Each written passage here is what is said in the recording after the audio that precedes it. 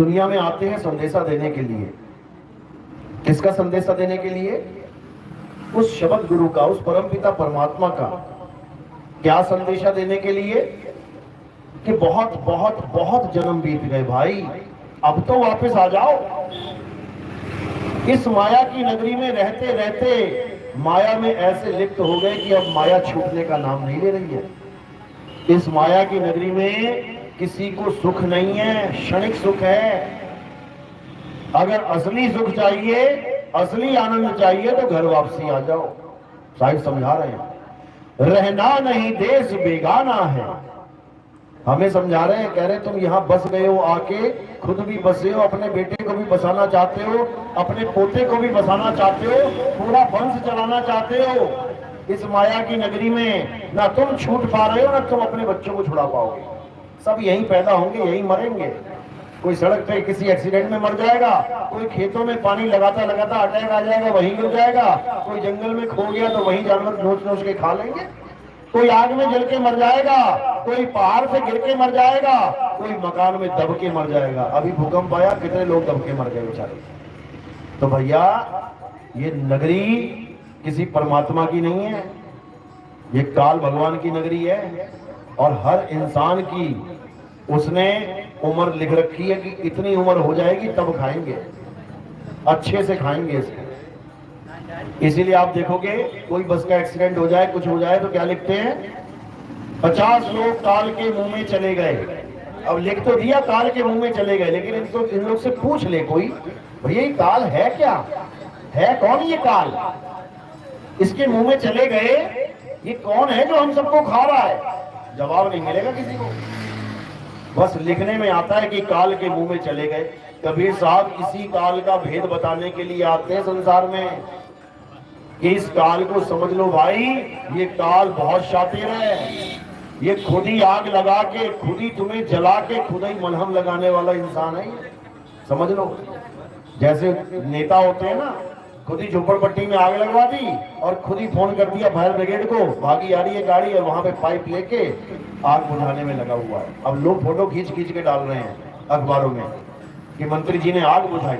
अरे मंत्री जी ने ये आग लगाई थी, मंत्री नहीं आग लगाई, मंत्री नहीं आग बुझाई तो क्या क्या महान काम कर दिया? इसमें कोई महानता हो गई क्या?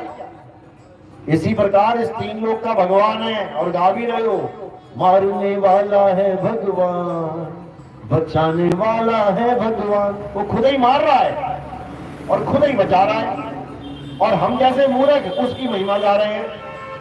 खुद ही गोली मार रहा है हिरण की और खुद ही भाग के उसकी मरहम पट्टी कर रहा है। बताओ, ऐसा भगवान होता है क्या? ऐसा भगवान तो हमने कभी नहीं देखा। ऐसा तो नेता होता है, नेता करता है ऐसे कांड। पहले आग लगा देगा, दंगा भड़का देगा शहर में, फिर कहेगा मैं ठीक करता हूं, कोई बात नहीं, वेट करो, इंतजार करो। तो भाई ऐसे भगवानों से ना तो किसी को मुक्ति मिलने वाली है और ना ही ऐसे भगवान से किसी को सुख शांति मिलने वाली है, क्योंकि जब मारने वाला ही वही है तो तुम अरदास किससे कर रहे हो? बताओ। जबकि असल क्या है, बचाने वाला मारने वाले से बड़ा होता है। बचपन में पढ़ा है ना, एक राजकुमार ने तीर मारा हंस के तीर लगा, हंस दूर जाके गिर गया। उसी राजा का दूसरा राजकुमार वो भाग के गया, उस हंस को उठाया, मरहम पट्टी करी, उसको दवा दुआ लगाई, तो जिसने तीर मारा कहता हंस मेरा है, वो कहता नहीं हंस मेरा है। राजा के पास चले गए तो राजा ने जब कहानी सुनी पूरी तो क्या निर्णय दिया कि मारने वाले से बचाने वाला बड़ा होता है। तो हंस किसको मिल गया? बचाने वाले को। पर यहाँ तो दुविधा ये है कि मारने वाला भी वही है और बचाने वाला भी वही है। वहां तुम क्या करोगे? वहां तुम मूर्ख बनोगे केवल, और कुछ नहीं कर सकते। और मूर्ख बना ही रखा है सबको। इस शातिर शिकारी का नाम क्या है? अलख निरंजन। ये है शातिर खिलाड़ी, इस दुनिया का मालिक, इस तीन लोक का मालिक। नजर घुमा के देखो जरा, पेड़ पौधे, छोटी छोटी घास, कोई गेहूं बाजरा ज्वार गन्ना, ये क्या है? ये जीव है मालिक के। कहां फंसा रखा है इनको? देखो कैसे पेड़ बना रखा है, देखो बकरी बना रखी है, देखो सुअर बना रखा है, देखो मुर्गे बना के घुमा रखा है सबको। ये मालिक के अविनाशी जीव की हालत है ये। उस काल निरंजन के देश में 84 में भटका भटका के मारता है, इतना खतरनाक है ये। इसी से बचाने के लिए कबीर साहब इस भवसागर में आते हैं, बार बार आते हैं, एक बार नहीं आते कि एक बार आ गए दोबारा नहीं आ पाएंगे, वो बार बार आते हैं अपने जीवों को बचाने के लिए। इसीलिए कबीर साहब ग्रहण कर लेता है।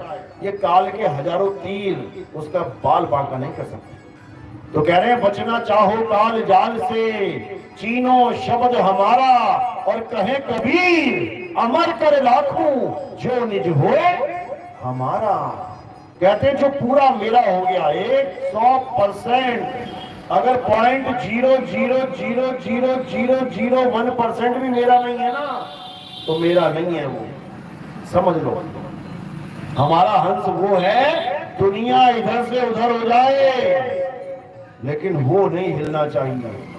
अगर वो नहीं हिला तो नितिन दास ये गारंटी देता है कि तुम्हारा बाल बांका नहीं हो सकता। याद रखना, लीला पूरी चलेगी।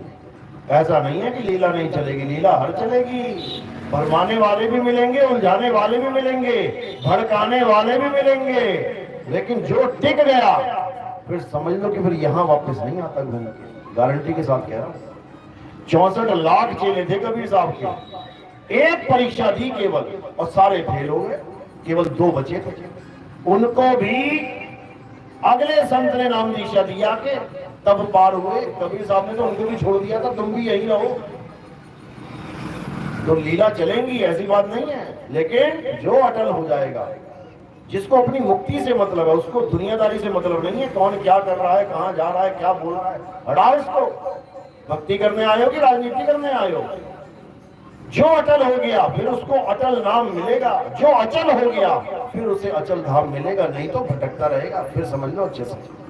तो यही कबीर साहब समझा रहे हैं कि जब तक तुम्हें ऐसा गुरु नहीं मिल गया जो तुम्हें अचल अवस्था प्रदान करवाते। अचल अवस्था यानी ये जितने भी जीव हैं ये सब चलायमान हैं, ये चल रहे हैं।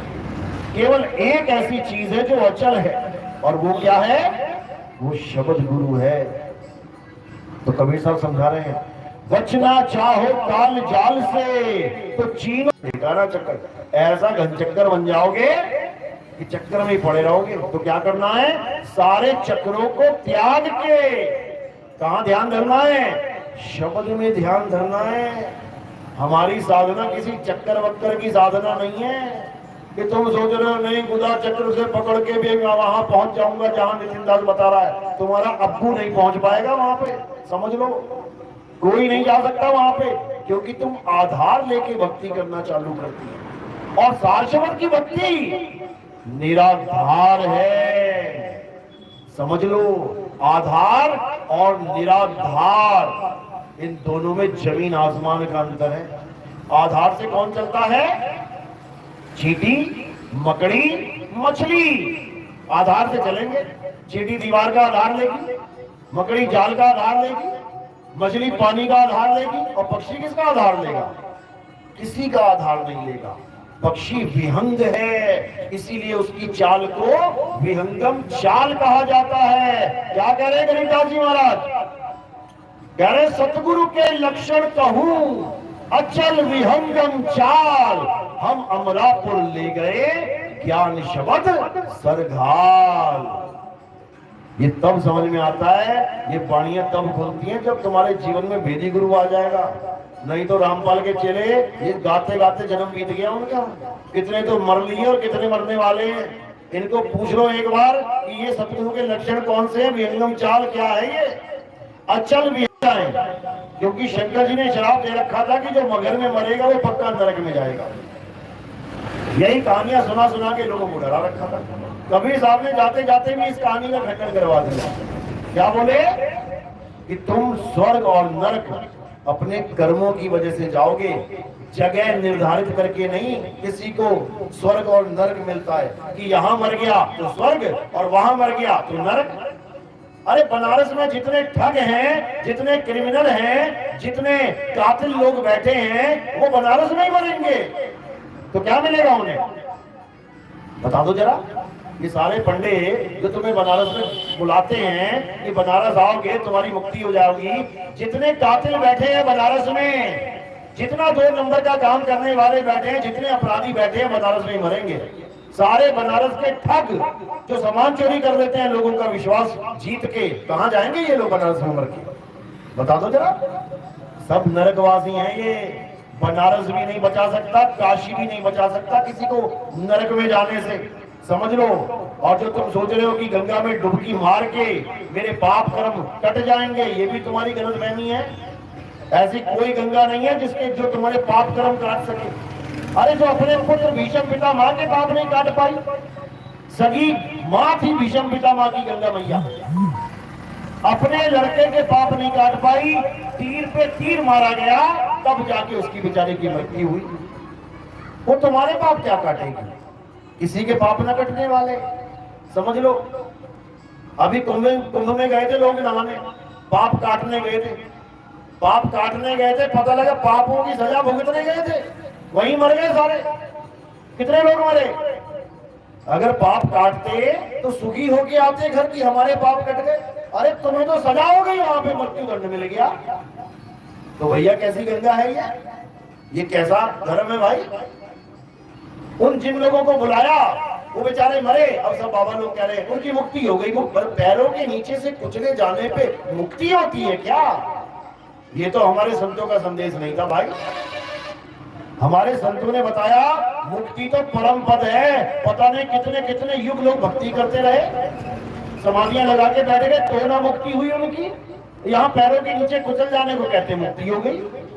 ये सब पाखंडवाद है मेरे भाई।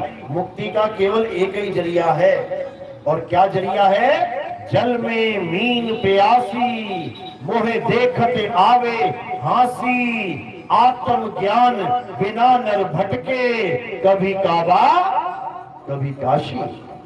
कहते हैं आत्म ज्ञान बिना नर भटके। अगर इस दुनिया में कोई मुक्ति का पद है तो वो क्या है? आत्म ज्ञान। और आत्म ज्ञान का मतलब ये बिल्कुल नहीं है कि तुम गुदा पे ध्यान लगा रहे हो तो तुम आत्मज्ञानी हो। गुदा में क्या फंसा हुआ है वही मिलेगा। तुम कहो नाभि में ध्यान लगा रहे हो तो आत्मज्ञानी हो, वही मिलेगा जो नाभि में फंसा पड़ा है। कोई कहे त्रिकुटी में ध्यान लगा रहे हो तुम आत्मज्ञानी हो, कोई आत्मज्ञानी नहीं है। जब ये काया ही आत्मा नहीं है तो काया में ध्यान लगाने वाला आत्मज्ञानी कैसे हो जाएगा? इतना भी नहीं समझ में आ रहा लोगों को, और बने हुए हैं आत्मज्ञानी। बताओ कबीर साहब क्या समझा रहे हैं? अरे क्या काया से न्यारा वो है आत्मा। ऐसा गुरु मिलेगा जो काया से परे ध्यान धरवाएगा तुम्हारा, और डायरेक्ट सीधे विहंगम चाल से आत्मा में, तब तुम्हारा कल्याण होगा, नहीं तो नहीं होगा। कबीर साहब समझा रहे हैं कि जब लगना छीन होगे आत्म, तब लगना मिली है परमात्म। आत्म चीने परमात्म चीने, और संत कहावे सोए, यह भेद काया से न्यारा। कर दिया ना न्यारा, कर दिया न्यारा। अब कोई कहे नहीं काया में ध्यान लगा के पहुंचेंगे वहां तक, कभी जन्मों जन्म में नहीं पहुंच पाओगे। तो कभी किसी गलत फहमी, लोग हमारे सत्संग में आते हैं, देखा देखी नाम भी ले लेते हैं, हम विवेकी विवेकी करते हैं तो वो भी टैग लगवा लेते हैं, हाँ हम भी विवेकी हैं, और 4 दिन में विवेक पता नहीं कहां चला जाता है, सो जाता है इन लोग का। कबीर साहब कह रहे हैं सत्य नाम है सार बूझो संत विवेक करी। पहले विवेक जगाना पड़ेगा। उतरो भवजल पार, सतगुरु का उपदेश यही। पहले तो ये समझ लो भवजल कहते किसे हैं। क्या है भवजल? ये काया ही भवजल है, यही है भवजल। इसी से पार जाना है, इसी को भवसागर कहते हैं, इसी से पार जाना है, तब बात बनेगी, नहीं तो नहीं बनेगी। तो कौन से नाम से बात बनेगी? सतनाम से बात बनेगी। सतगुरु सोई सतनाम बतावे, और बाकी गुरु कोई काम न आवे। बाकी कोई गुरु तुम्हारे काम आने वाला नहीं है, केवल तुम्हारे काम वो गुरु आएगा जो सतनाम का भेद जानता है। पर दुख के साथ कहना पड़ता है यहाँ तो निगुरे गुरु बने बैठे हैं। गुरु तो छोड़ो, निगुरे गुरु बने बैठे हैं।